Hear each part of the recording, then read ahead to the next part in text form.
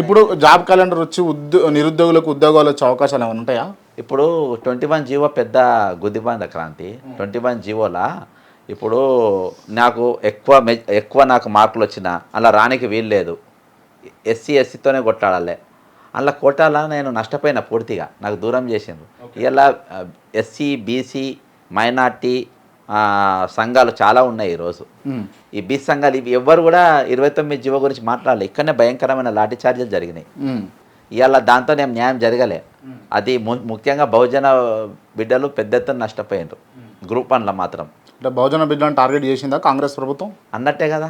ఇవాళ అన్నిటికన్నా పెద్దగా ఏంటంటే ఈరోజు బీసీ వాదం ఎత్తుకుంటారు, పెద్ద ఎత్తున గట్టిగా మాట్లాడతారు, బీసీలకు అన్యాయం జరిగిందంటారు, పెద్ద వర్గాలను ఖబర్దార్ అంటారు.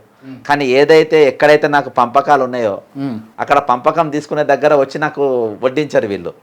వాళ్ళ స్వార్థం కోసం పెట్టుకుంటారు. కానీ దానికి పెద్ద ఇది ఈరోజు 29 జీవో తీసుకోండి, లేకుంటే 49 మంది ఇయాటికి మన ఎస్సీ ఎస్టీ బీసీ గురుకుల బిడ్డలు మరణించడం జరిగింది.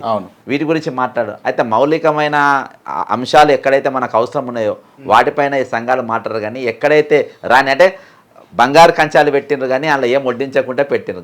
బంగారు కంచాల ఆశ చూపెడుతుండ్రు అంతే సంఘాలు. ప్లేట్ ఒకటే ఉన్నది అంతే. అంతే.